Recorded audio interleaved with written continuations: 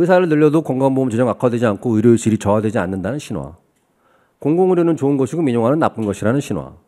전국민 단일 건강보험 가입 강제, 요양기관 당연 지정제는 좋은 것이라는 신화. 이게 다른 나라에서 통용되지 않은 신화들이 독재, 전체주의 시대의 화석처럼 남아서 현대 한국어 지금 유일형처럼 배회하고 있는 겁니다. 그럼 다른 나라에서는 어떻게 이에 대해서 투쟁을 했느냐. 일본도 1950년대 말 60년대 초에 아마 거의 뭐 세계에서 일정 규모 가진 나라 중에 아마 최초일 거예요. 전국민 단일 건강보험 제도를 이제 도입을 했어요. 근데 그때 의사들이 엄청나게 반발했습니다. 1961년 투쟁, 의료 수가가 문제가 되는데 그때 개업의의 약 40% 2만 명이 건보 탈퇴합니다. 건보 탈퇴해서 갖다 이렇게 묶어가지고 갖다 내요. 막 시위하고. 그래서 결국은 나중에 이제 자민당의 지도자들이랑 협상하면서 결국 합의에 이르러가지고 갈등을 봉합합니다. 10년 뒤에 또 투쟁이 일어났는데 건보 적자 문제 나니까 뭐 다시 또 이제 그 건보 적자 문제를 의료 공급자 의사들한테 전가시키겠다고 하니까 또 투쟁을 하죠. 일본 의사의 회원이 당시에 85%가 건보에서 탈퇴합니다. 그다음에 비회원까지 포함해가지고 당시 일본의 의사가 11만 8천 명이었는데 61%가 나 의사 때려치면 처지 안 한다 그래가지고 건보 탈퇴하고 의사 안 하겠다 그럽니다. 그 개업이 같은 경우는 거의 100% 참여해요. 6만 6천 명. 그리고 70년대에 이제 다나카 정권 들어서면서 한 개 지자체에 최소 한 개의 의대를 뭐 만들겠다 해가지고 그 당시에 뭐 막대한 돈을 들여서 그 당시에 이제 일본이 뭐 고도 성장기였으니까 돈이 있었죠. 가지고 의대를 만드는데 이때 의대 증원이 너무 급격하게 늘었다. 과다하다 그래서 84년도에 장래 의사 수급에 관한 검토회가 등장합니다. 이게 이제 요즘 의사 수급 분과회 같은 검토회 체제가 등장하는 거예요. 그러면서 여기서 최종 의견서를 내서 그 후로 거의 한 20몇 년에 걸쳐서 의대 증원을 계속 감소시킵니다. 여기 보시면은 61년 투쟁, 71년 투쟁이라는 것이 그 이후에 검토회 체제가 등장하는 데 있어서 걸음의 역할을 해주는 거예요. 극한 투쟁을 막 몇 번씩 겪다 보니까 정치인들도 무슨 생각을 하냐면은 야 이러다가는 잘못하면 큰일 나겠다. 이게 표가 떨어진다. 정권 내놓을 수도 있겠다. 그러니까 말로 하자 말로. 대화를 통해서 해결하자는 체제. 이게 등장한 게 80년대 초에 검토회 체제가 등장해요. 그래서 그 이후로는 극심한 의정 갈등이 사라집니다. 아까 말씀드렸다시피 의사수급 분과의 75%가 의사면허 소지자라고 그랬잖아요. 그리고 일본이 그 최근에 그 의대 정원 방향성 정하는데 의사수급 분과회에서 6년 걸렸어요. 6년. 6년 동안 회의를 40번 했어요. 그래서 지금 점진적으로 줄이는 방향으로 좀 방향성을 정한 거예요. 그러니까 안 싸우지. 근데 그게 저절로 된 게 아니라고. 뭐 일부 잘 모르는 이런 맥락을 모르는 일부 뭐 언론들 이런 사람들은 아 일본은 뭐 말로다가 다 해결하는데 한국 의사들은 왜 걸핏하면 사직하고 걸핏하면 휴학하고 막 길거리로 나가고 이러느냐. 말로 하자 말로 그러는데 일본도 이게 거저된 게 아니라니까. 무지하게 싸운 거예요. 한국의 의사 지금 14만 명인데 한국의 의사 한 10만 명 나 의사 안 할 거야. 건보 탈퇴할 거야. 나 차라리 이민 가겠어. 한 10만 명 이렇게 뭐 한 적 있어요? 없죠? 일본은 그렇게 했었다고. 극렬한 투쟁이 있었다고 60년대, 70년대. 국민 단일 건강보험 도입 초기에. 그러면서 대화로 해결하는 체제가 자리를 잡게 된 거예요. 극렬한 투쟁 끝에. 서로 이제 깨달은 거지. 이러다가 공멸한다. 말로 하자. 이 일본 검토의 특징을 보면은 후생노동성 산하 국에 소속된 비법정 단체고 강제력이 없어요. 하지만 실질적으로는 그 의견이 대부분 수용이 됩니다. 그리고 의사면허 소지자가 다수 참여하고 정치인, 관료, 뭐 의료 관련 민간단체, 환자단체 참여하지 않습니다. 그리고 이 의사들이 무슨 뭐 개업이들만 다 들어간 게 아니에요. 의사도 뭐 별의별 의사들이 다 있을 거 아니에요. 산업의도 있고 뭐 대학병원 교수도 있고 대학병원 경영자도 있고 뭐 의대 교수도 있고 의대 교수도 종류가 많잖아요. 뭐 지방 종합병원 이사장도 있고 여러 다양한 의사들이 들어와요. 나이도 그렇고 직역도 그렇고. 그러면 뭐 의견이 얼마나 다양했던 할 말이 많고. 예? 그럼 거기서 또 막 엄청나게 토론한다고 또. 예? 그리고 누가 참여했고 무슨 내용을 했는지 그 후생노동성 웹사이트에 가면요. 다 올려놨어요. 양이 어마어마하게 많아. 다 올려놨기 때문에.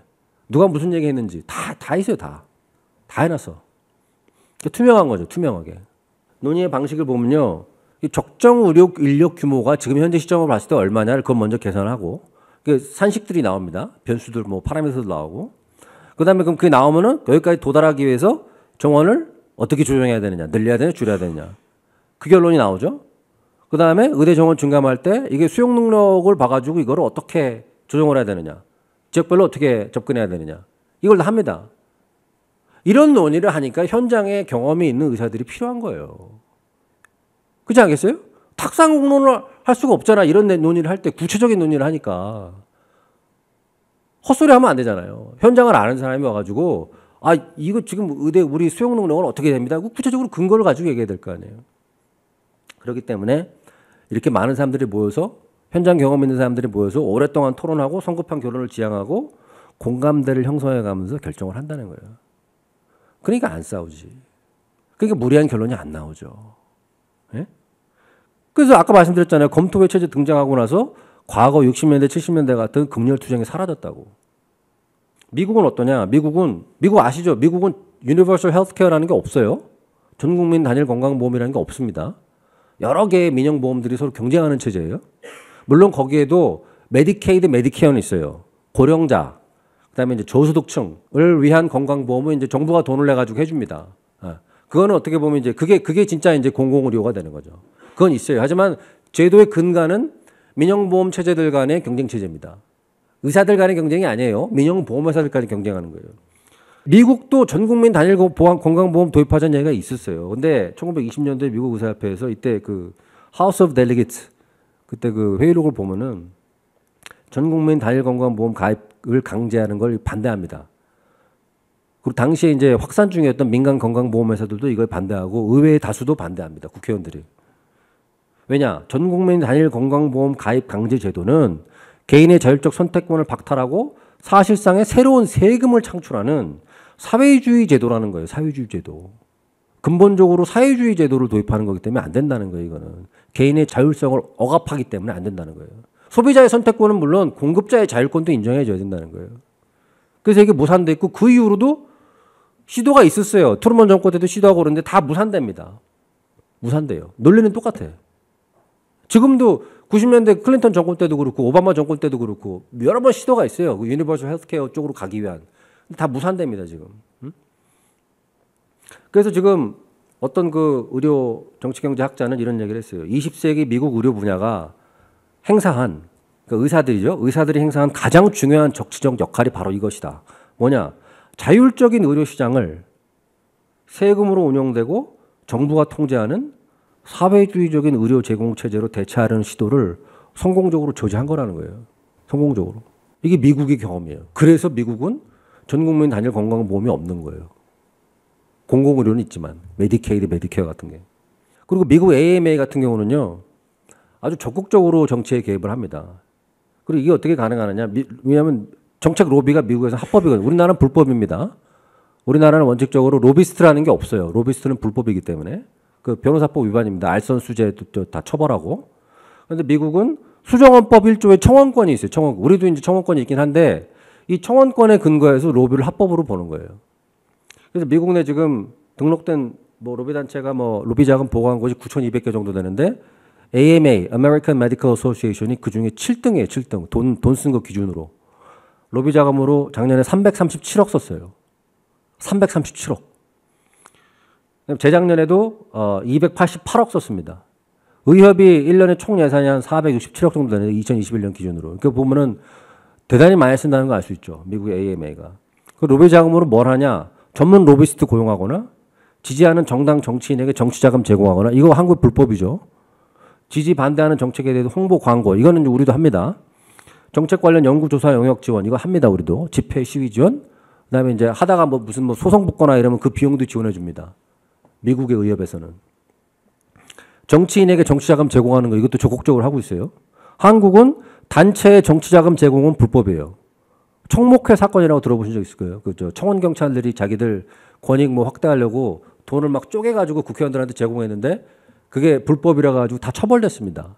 그러니까 우리는 단체의 자기 자금을 정치적 자금을 제공하거나 외양으로는 개인이 주는 것 같아도 그 배후에 단체가 만약에 조정 역할을 했다면은 그건 다 불법이라는 거예요. 단체는 정치 자금을 주면 안 돼. 한국은.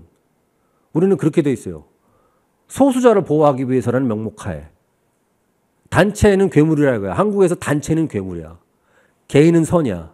개인이 정치 자금 주는 건 괜찮은데 개인이 모여서 10명이 만약에 돈을 모아가지고 누구한테 몰아주자 이러면 그건 불법이에요. 좀 이상하죠? 근데 그게 대한민국 법이에요, 지금. 미국은 합법인데. 그래서 미국의 그 AMPAC, American Medical Association Political Action Committee, 이게 정치자금을 주는 경로인데 36억 원 지출했습니다. 262만 불. 그리고 미국 연방 선관위 홈페이지에 가면요, AMPAC이 어떤 정치인들에게 돈을 줬는지가 다 나와요. 누구에게 몇 년, 며칠에 얼마 줬다. 다 나옵니다. 공개하게 돼 있어요, 공개. 공개하면 불법은 아니야.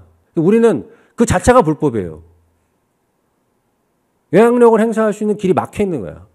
로비도 안 돼. 그것도 웃긴 게 뭐냐면요. 로비스트 고용하면 불법인데 대관 업무는 허용해줘요. 뭐냐. 로비스트를 우리 회사의 직원으로 고용해. 그래서 그 사람한테 대관 업무를 맡겨. 그건 합법이에요.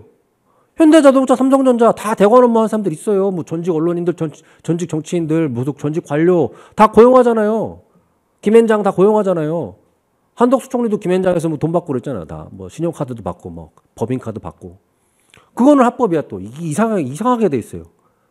이상하게. 로비스트는 안 되는데 로비스트를 우리 회사 직원으로 고용해서 로비 업무를 대관 업무라는 명분하에 맡기면 그건 또 합법이야. 이상하게 돼 있어요. 예, 예. 미국의 그 기준은 뭐냐면 로비는 청원이잖아요. 청원이라는 건 우리 헌법에도 있잖아요. 정부에 대해서 이거 해달라 저거 해달라 이거 시정해달라 요구하는 게 그 민원 청원입니다. 청원.